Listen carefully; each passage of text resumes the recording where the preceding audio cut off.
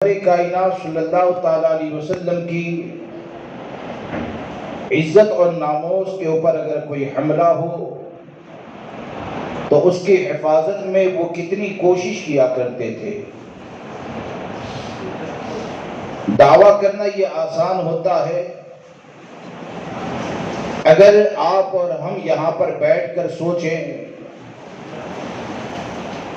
کہ ہم لوگوں کے سامنے بات تو یہ کرتے ہیں کہ ہم ناموس رسالت صلی اللہ تعالیٰ علیہ وسلم کے لیے سب کچھ قربان کرنے کے لیے تیار ہیں،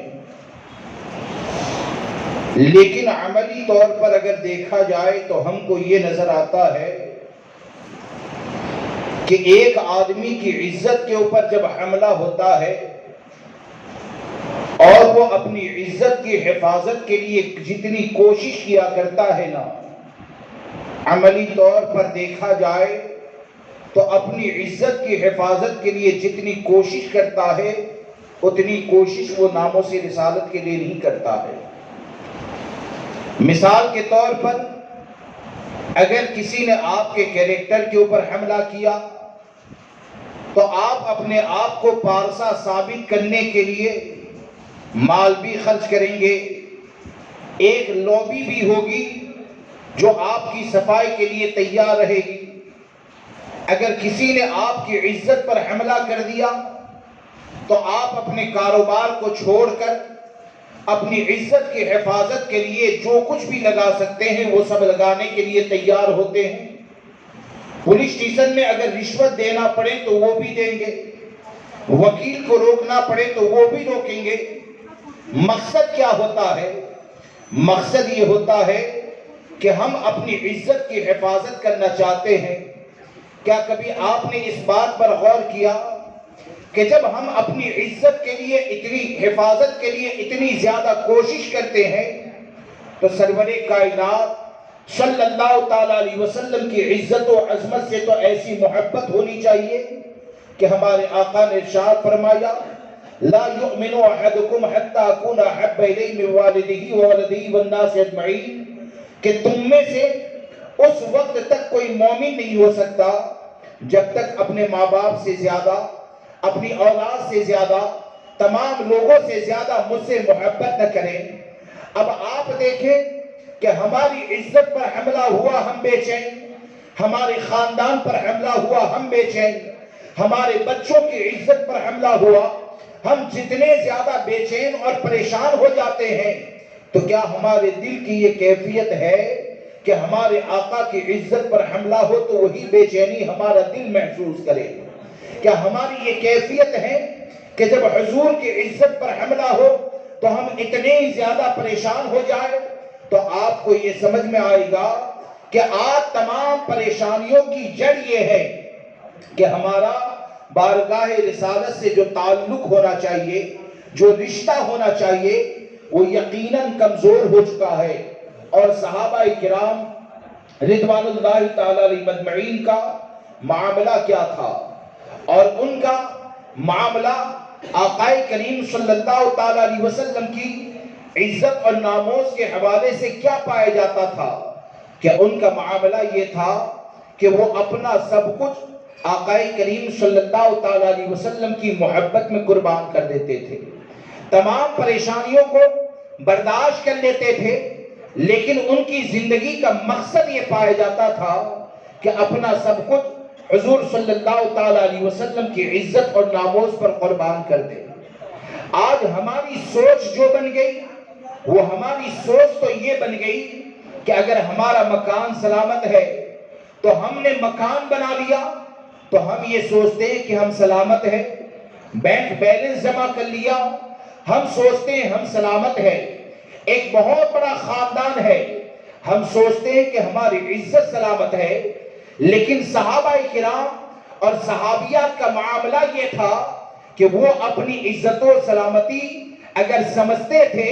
تو مکان اور دنیا کو جمع کرنے کی بنیاد پر نہیں سمجھتے تھے، بلکہ وہ یہ سمجھتے تھے کہ ہماری عزت اگر دونوں جہاں میں سلامت ہے تو وہ سلامتی کا ذریعہ یہ ہے کہ ناموس مصطفیٰ پر سب کچھ قربان کر دیا جائے، حضور کی محبت میں سب کچھ قربان کر دیا جائے۔ آج اگر ناموز کی بات کی جائے، آج اگر تسلف الدین کی بات کی جائے، تو معاملہ یہ ہوتا ہے کہ ہماری سوچ یہ ہوتی ہے کہ اگر ہم کو کچھ ہو گیا تو ہمارے بچوں کا کیا ہوگا، ہماری بیوی کا کیا ہوگا، ہمارے خاندان کا کیا ہوگا، عیس و اقربا کا کیا ہوگا۔ کبھی آپ نے اس بات پر غور کیا کہ وہ صحابہ کرام کہ جن کے چہرے کو ایمان کے ساتھ اگر دیکھیں اور ایمان کے ساتھ دنیا سے جائے تو اس کے لیے جنت میں جانے کا ذریعہ ہے، دوزخ سے نجات کا ذریعہ ہے، وہ صحابہ کرام کیا بیوی بچے والے نہیں تھے؟ کیا ان کے عیس و اقربا نہیں تھے؟ سبھی رشتہ دار پائے جاتے تھے، لیکن ان کا معاملہ یہ تھا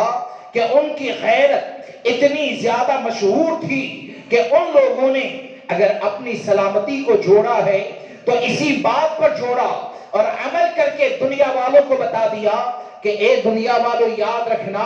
کہ ہماری سلامتی یہ باپ کی زندگی کے ساتھ نہیں ہے،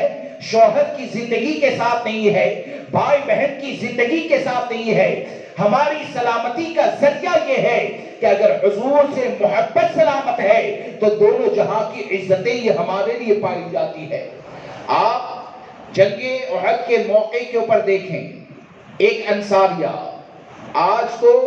نوجوان اگر کچھ کام کرنا چاہے، نوجوان اگر کچھ کام بھی کرنا چاہے نا تو بیچارہ گھر والوں سے چھپ کر اہل سنت و جماعت کا کام کرے گا، اور تھوڑی سی پریشانی اگر آ جائے تو کہیں پر ماں اس کے لیے رکاوٹ بن جاتی ہے، کہیں پر بیوی کی محبت رکاوٹ بن جاتی ہے، کہیں پر بچوں کی محبت رکاوٹ بن جاتی ہے۔ لیکن آپ دیکھیں کہ غزوہ احد کے موقع پر، جنگ احد کے موقع پر جب آقا کریم صلی اللہ تعالیٰ علیہ وسلم کی شہادت کی خبر مشہور ہوئی کہ حضور صلی اللہ تعالیٰ علیہ وسلم شہید ہو چکے ہیں، تو ایک انصاریہ ہے، صحابیہ، وہ آقا کریم صلی اللہ تعالیٰ علیہ وسلم کی خیریت معلوم کرنے کے لیے نکلی، اور یہ جب نکلتی ہے اللہ تبارک و تعالیٰ ہم کو، ہماری ماں بہنوں کو وہ انصاریہ کے عشق کا صدقہ عطا فرمائے کہ وہ جب وہاں جانے کے لیے نکلی تو ایک جگہ پر پہنچی تو مسلمانوں کا گروہ آ رہا تھا، تو اس نے نبی اکرم صلی اللہ تعالیٰ علیہ وسلم کی خیریت کے بارے میں سوال کیا، تو ادھر سے جواب کے اندر یہ کہا جاتا ہے کہ تم جنگ احد کی طرف جا رہی ہو، لیکن وہاں پر حال یہ ہے کہ تمہارا شوہر یہ شہید ہو چکا ہے۔ اب آپ سوچیں کہ اگر ہماری بہن کا سوہاگ اگر اجڑ جائے یا یہ کہ اگر اس کا انتقال ہو جائے تو حال کیا ہوتا ہے۔ کتابوں میں یہ ملتا ہے کہ شوہر کی شہادت کے بارے میں سننے کے بعد اس انصاریہ نے یہ نہیں کہا کہ میرا شوہر کیسے شہید ہوا، اس کی تدفین ہوئی کہ نہیں ہوئی، اس کو کس نے مارا، کچھ بھی نہیں پوچھا۔ شوہر کی شہادت کو کے بارے میں سننے کے بعد بھی وہ اگر کہتی ہے تو یہی کہتی ہے کہ میرے آقا صلی اللہ تعالیٰ علیہ وسلم خیر و عافیت سے ہے کہ نہیں ہے۔ وہ کچھ اور آگے بڑھی، پھر دوسرے گروہ سے سوال ہوا، تو دوسرے گروہ سے جب سوال ہوا تو جواب میں یہ کہا جاتا ہے کہ جنگ احد میں تمہارا باپ یہ شہید ہو چکا ہے۔ وہ وہاں سے پھر آگے بڑھتی ہے، ایک جگہ پر گئی، اس نے حضور کی خیریت کے بارے میں سوال کیا، جواب کے اندر یہ کہا گیا کہ تمہارا بھائی یہ شہید ہو چکا ہے۔ اب آپ سوچیں کہ اس کے دل میں نبی اکرم صلی اللہ تعالیٰ علیہ وسلم کی کیسی محبت پائی جاتی تھی کہ شوہر کی موت نے، باپ کی موت نے،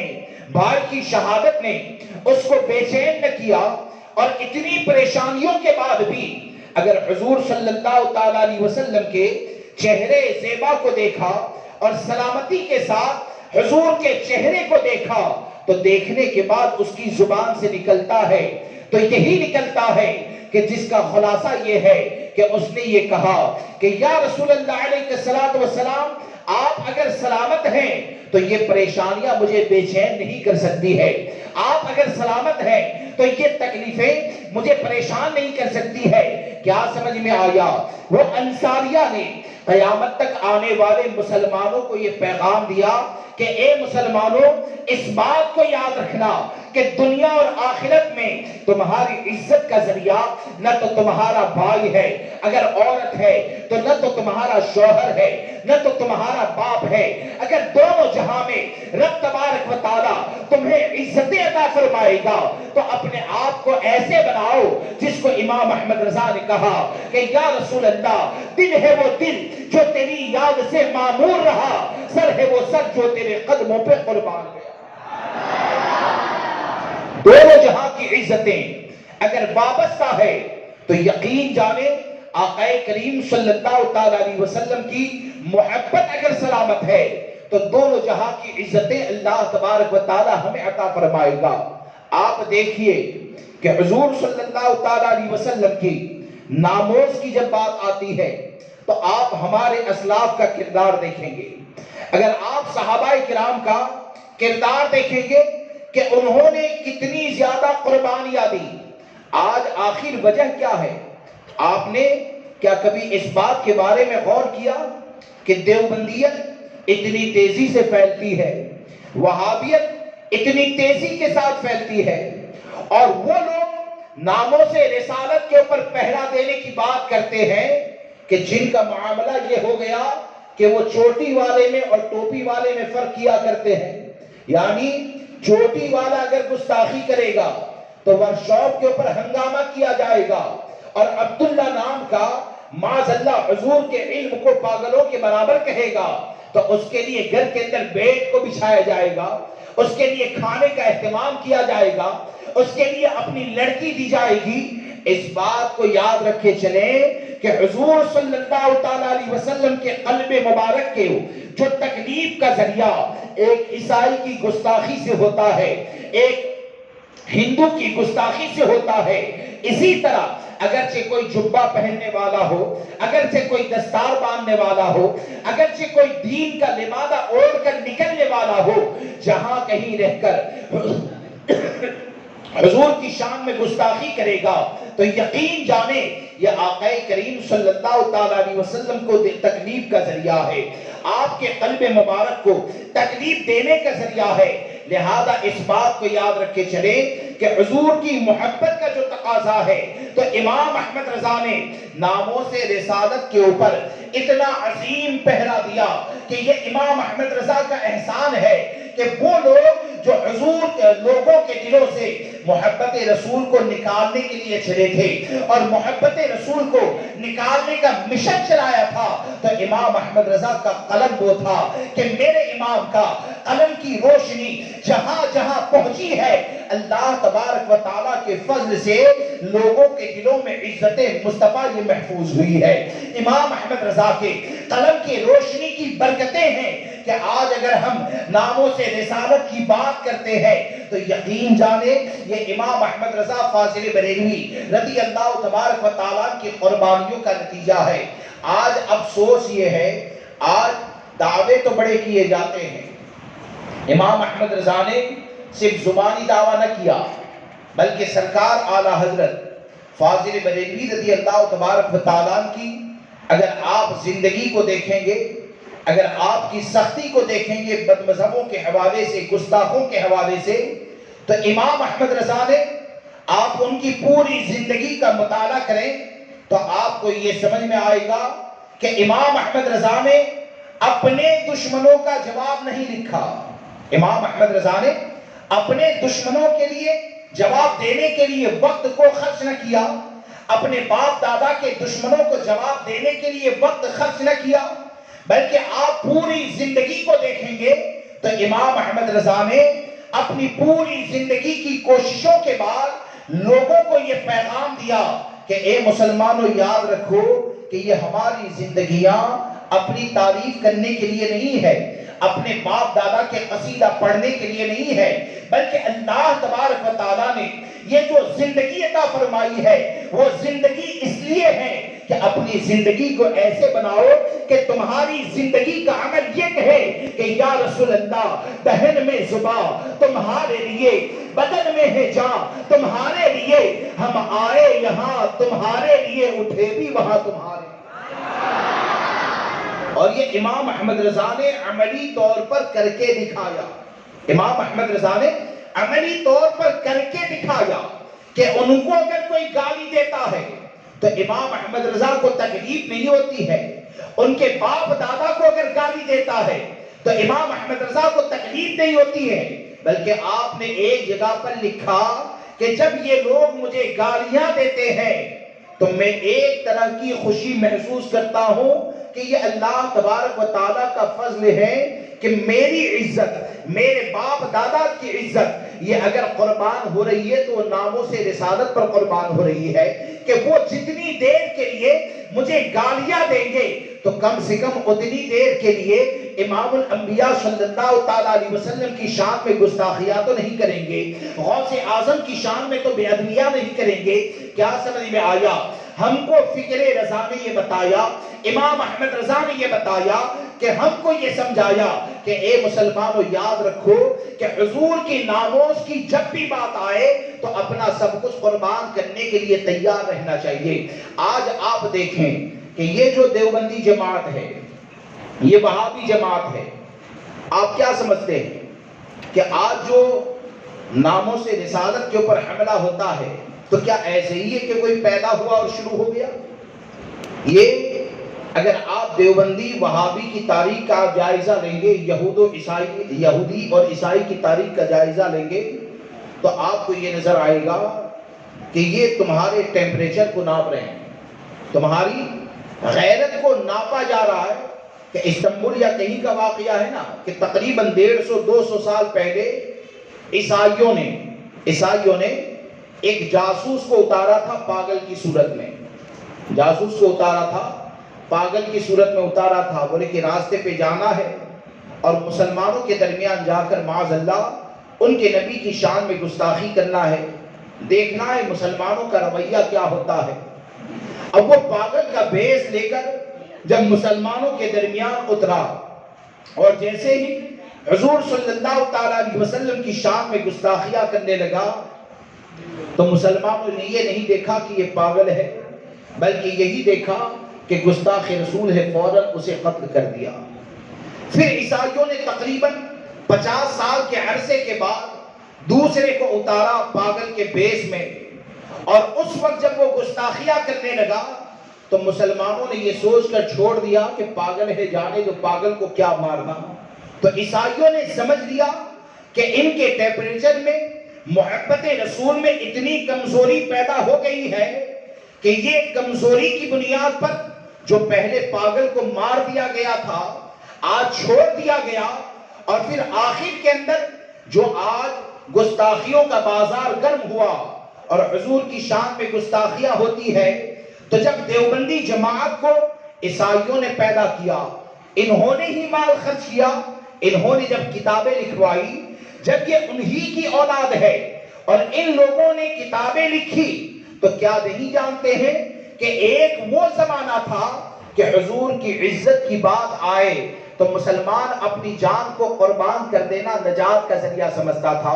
حضور کی ناموس کی بات آئے تو اپنا سب کچھ قربان کر دیتا تھا. لیکن آج حال یہ ہو گیا کہ ان کے رشتہ داروں میں حضور کی گستاخی کرنے والے پیدا ہو گئے، لیکن ان کے یہاں لڑکیاں بھی دی جاتی ہے، ان کے وہاں سے لڑکیاں بھی دی جاتی ہے، ان کے لیے دعوتوں کا اہتمام بھی ہوتا ہے. تو آپ مجھے بتائیں کہ ناموس رسالت کے اوپر کیسے پہرا دے پائیں گے؟ اس لیے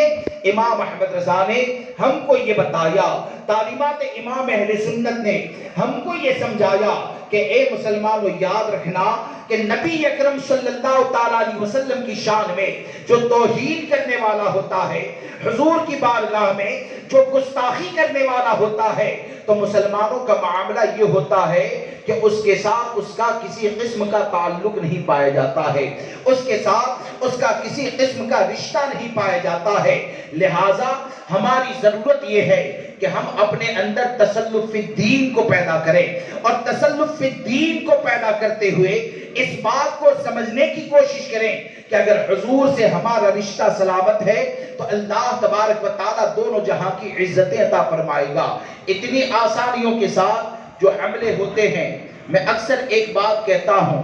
کہ اگر تمام مسلمان اس بات پر غور کریں نا، تمام مسلمان، آج تو ہوتا یہ ہے کہ لوگ یہ سوچتے ہیں کہ بھائی گستاخی کرنے والوں کا بائیکاٹ کیسے ہو سکتا ہے، گستاخوں کا مقابلہ کیسے ہو سکتا ہے،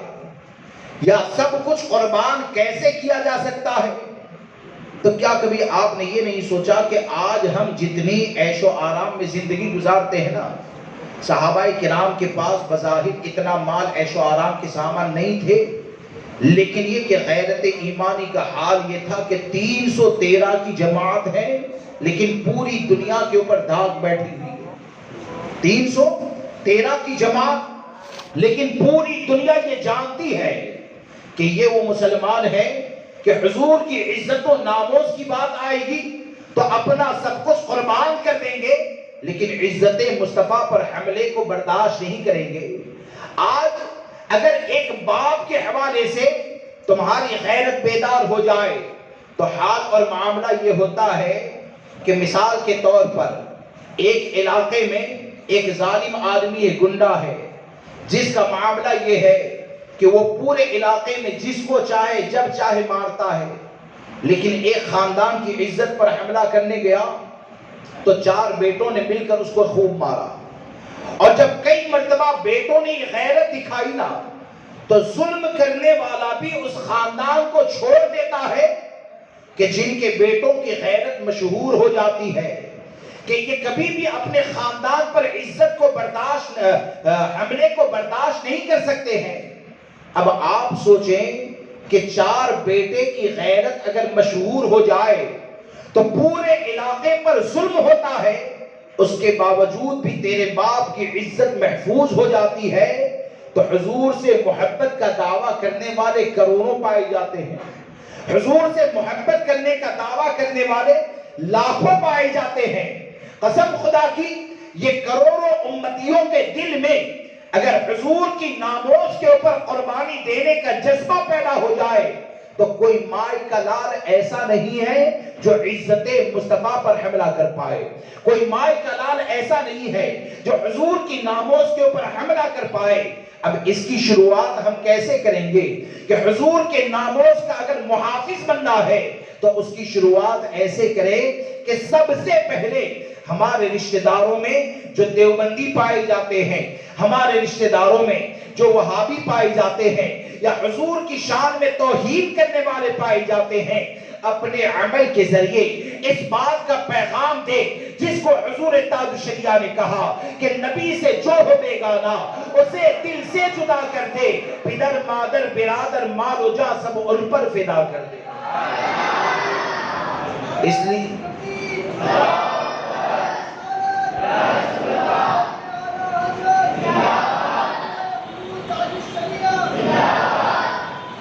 اس لیے امام احمد رضا کی تعلیم کا ایک بنیادی مقصد یہ ہے کہ لوگوں کے دلوں میں محبت رسول صلی اللہ تعالیٰ علیہ وسلم سلامت رہے، اور ایسے ماحول میں آپ دیکھیں کہ سرکار سیدی اعلیٰ حضرت فاضل بریلوی رضی اللہ تبارک و تعالیٰ نے جو کارہائے نمایاں انجام دیے، تو آپ کا سب سے بڑا کارنامہ تو یہ ہے، اور اللہ و رسول کا امام اہل سنت پر وہ فضل ہے، وہ کرم ہے کہ امام احمد رضا دنیا سے چلے گئے، لیکن آج بھی الحمدللہ امام احمد رضا کی تحریر کو پڑھنے سے دل میں عشق مصطفیٰ پیدا ہوتا ہے۔ آج بھی امام احمد رضا کے قلم کو پڑھنے کے بعد دل میں محبت رسول پیدا ہوتی ہے۔ تو اس لیے جو بھی امام احمد رضا سے جڑے گا تو امام احمد رضا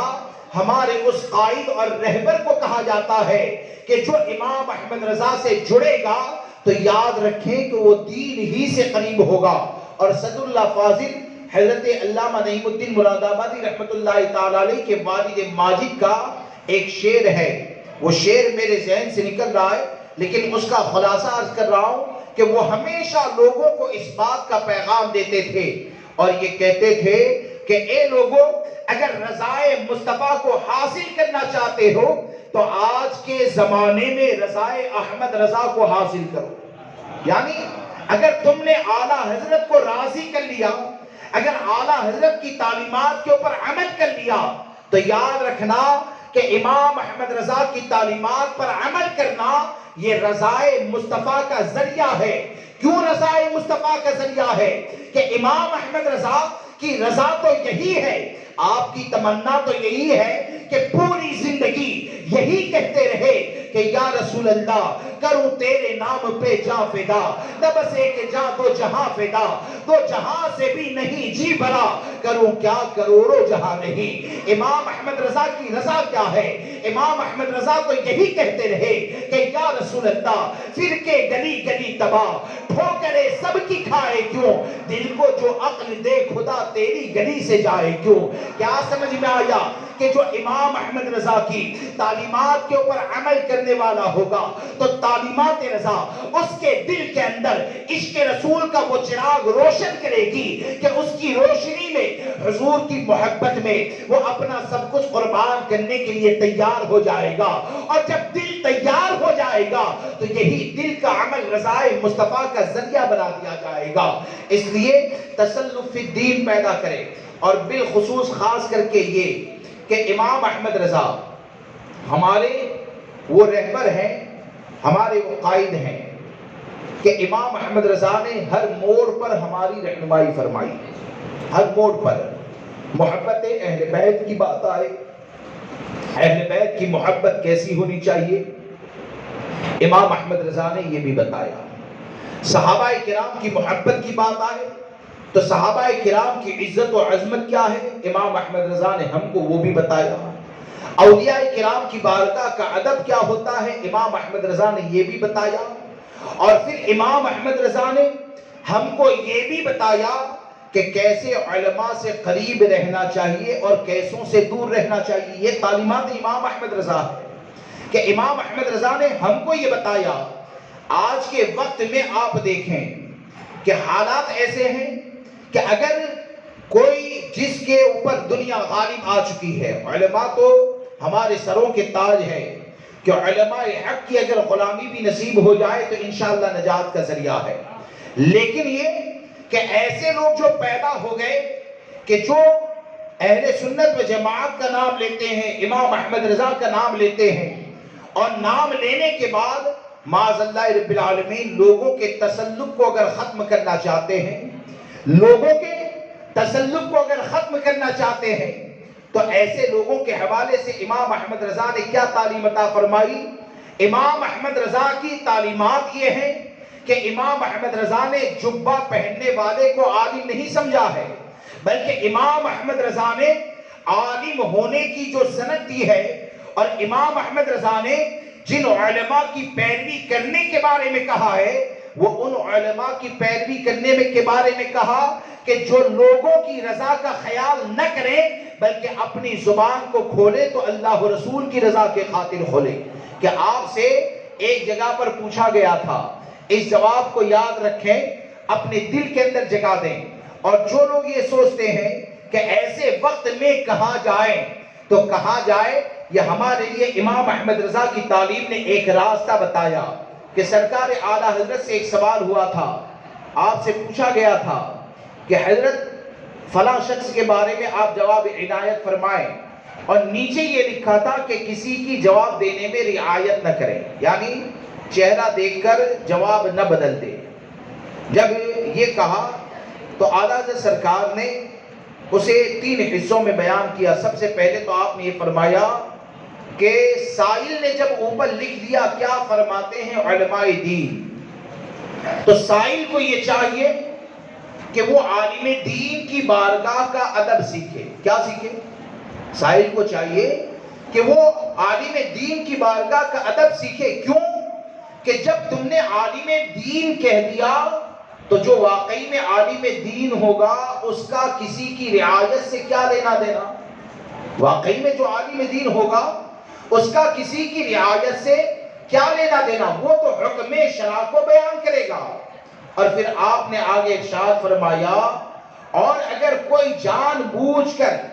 شریعت کے حکم کے خلاف بیان کرے، اس جملے کو یاد رکھنا، جان بوجھ کر، غلطی تو مجھ سے بھی ہو سکتی ہے، آپ سے بھی ہو سکتی ہے، اعلیٰ حضرت فرماتے ہیں اور اگر کوئی جان بوجھ کر حکم شرع کے خلاف بیان کرے تو آپ نے فرمایا وہ عالم دین کب ہوا؟ وہ تو نائب شیطان ہوا. وہ عالم دین کب ہوا؟ وہ نائب شیطان ہوا. اب اس جواب سے سرکار اعلیٰ حضرت نے آنے والے مسلمانوں کو اور ایسے پرفتن وقت میں اپنے ایمان اور عقیدے کی حفاظت کیسے کریں، اور اگر رہبر کے بیس میں اگر کوئی رہزن بن کے گھومتا ہے، اگر رہبر کے بیس میں اگر کوئی تمہارے تسلط کو ختم کرنا چاہتا ہے، تو امام احمد رضا نے تو دو ٹوک اور واضح طور پر بتا دیا کہ تم کو کیسے علماء کے پیچھے چلنا ہے. ان علماء کے پیچھے چلیں جو تمہارے چہرے کو دیکھ کر جواب نہ دیں، بلکہ شریعت کا حکم جو ہوتا ہے وہ حکم کو بیان کریں. اور یقین جانیں اگر ایسے علماء سے قریب رہیں گے تو اللہ تبارک و تعالی یہاں بھی عزتیں عطا فرمائے گا اور آخرت میں بھی عزتیں عطا فرمائے گا. اب آپ تلاش کریں کہ آج کے پرفتن دور میں ایسے علماء کون ہیں. اس لیے دوستو امام احمد رضا فاضل بریلوی رضی اللہ تبارک و تعالیٰ کی تعلیمات کے اوپر سختی سے عمل کریں، اور بالخصوص یہ کہ جماعت رضائے مصطفیٰ جو امام احمد رضا کی قائم کردہ تنظیم ہے، آپ خود بھی جوڑیں اور دوسروں کو بھی جوڑنے کی کوشش کریں. اللہ تبارک و تعالیٰ مجھے آپ کو سب کو تعلیمات امام احمد رضا پر عمل کی توفیق عطا فرمائے. بولنے کے درمیان جانے انجانے اگر کوئی غلطی ہو گئی ہو تو توبہ کرتا ہوں. استغفر اللہ ربی من کل ذنب واتوب الیہ. لا الہ الا اللہ محمد رسول اللہ صلی اللہ تعالی علیہ وسلم. السلام علیکم ورحمۃ اللہ.